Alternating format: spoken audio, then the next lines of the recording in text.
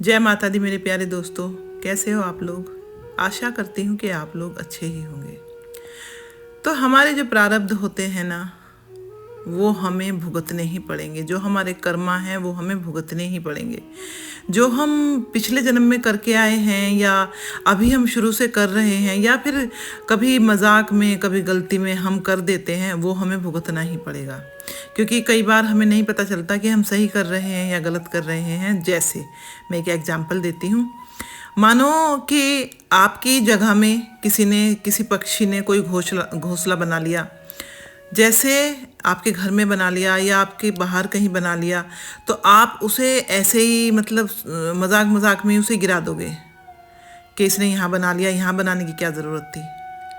क्योंकि हम इंसान हैं, हमारा स्वभाव है वैसा ही है।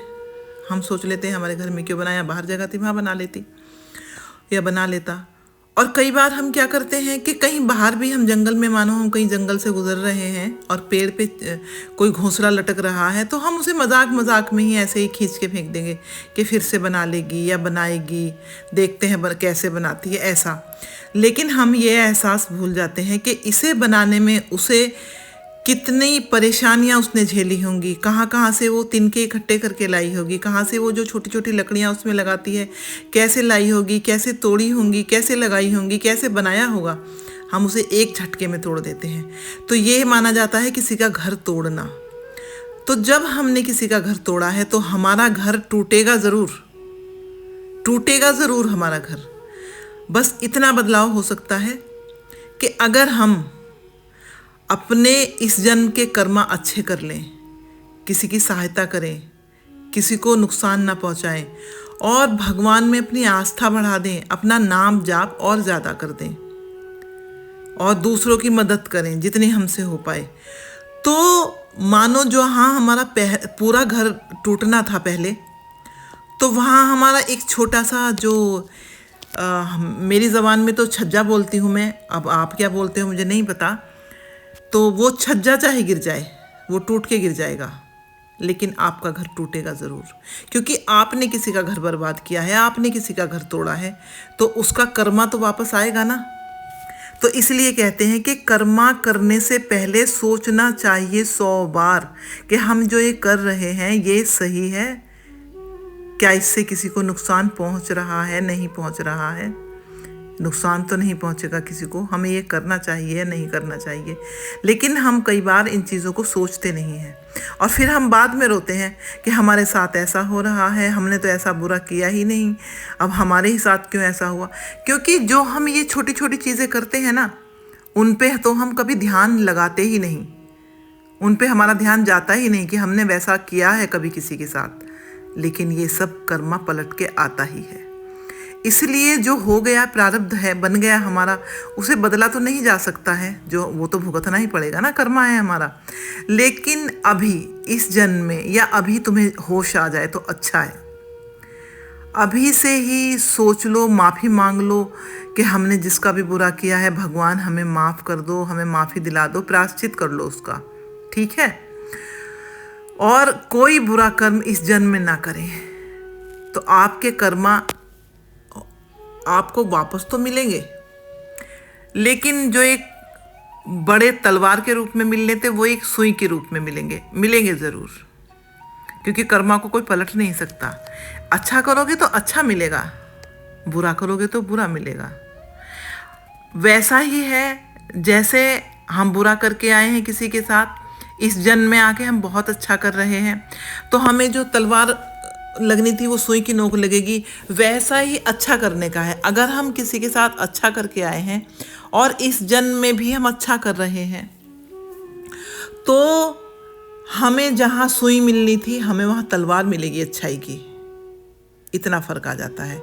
और अगर हम पिछले जन्म में अच्छा करके आए हैं और इस जन्म में हम बुरा कर रहे हैं, तो जब तक वो कर्मा हमारे ख़त्म नहीं होंगे तब तक हमें कोई फ़र्क नहीं पड़ेगा। हम अच्छे ही मज़े से अपनी ज़िंदगी काटते रहेंगे, क्योंकि हमारे पहले कर्मा अच्छे हैं।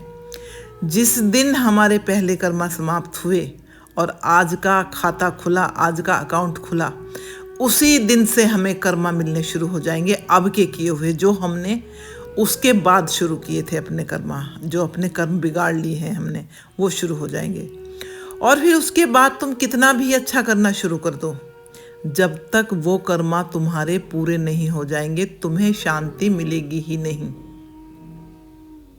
इसलिए सोच समझ के किसी को दुख दो, इतना दुख दो किसी को कि जो तुम बर्दाश्त कर सकते हो उस दुख को। तो फिर आप किसी को दुख दे नहीं पाओगे, क्योंकि हंसी खेल नहीं है। किसी को आपने दुख दर्द दिया और वो छोटा इंसान है या छोटी जाति है या पैसे से कमज़ोर है या फिर पशु है, पक्षी है, कोई भी जीव, मेरे कहने का वो मतलब है, तो तुम उसे ऐसे ही परेशान करके दुख दे के शांति से बैठ नहीं सकते हो। क्योंकि वो अगर कुछ नहीं कर पाएगा तो वो जो ऊपर बैठा है ना, वो सबको देख लेता है, वो सबके कर्मों का हिसाब करता है, ये तो आप भी जानते हो ना। इसलिए भगवान से डरो मत, अपने कर्म सुधारो। कर्म सुधारोगे तो भगवान भी तुम्हारे साथ हैं, तुम्हारा साथ देंगे वो, और कर्म बिगाड़ोगे तो कोई तुम्हारा साथ नहीं देगा। इसलिए जितना हो सके भगवान का नाम जाप करो, क्योंकि जाने अनजाने हर इंसान से गलतियां हो जाती हैं, लेकिन गलतियां होने में और पाप करने में बहुत अंतर होता है। गलती हो जाए उसकी क्षमा याचना है, लेकिन पाप जानबूझ के करते हो उसके लिए कोई क्षमा नहीं है, वो गुनाह है तुम्हारा। इसलिए अच्छे कर्म करो, दूसरों की मदद करो, भगवान ने जो तुम्हें दिया है उसका शुक्रिया अदा करो, उसका धन्यवाद बोलो भगवान को, यूनिवर्स को, कि तुमने हमें इतना दिया, हम बहुत भाग्यशाली हैं। उसके लिए हम नतमस्तक हैं आपके सामने। तो आपके जो कर्मा हैं वो और भी अच्छे हो जाएंगे, आपकी जो ये जर्नी है बहुत अच्छी हो जाएगी, बहुत सुकून वाली हो जाएगी, बहुत शांति आपको मिलेगी। ठीक है, मैं चलती हूँ, मिलती हूँ आपको फिर और किसी वीडियो में। तब तक के लिए आप अपना ख्याल रखो, अपनों का ख्याल रखो। जय माता दी, जय माता दी।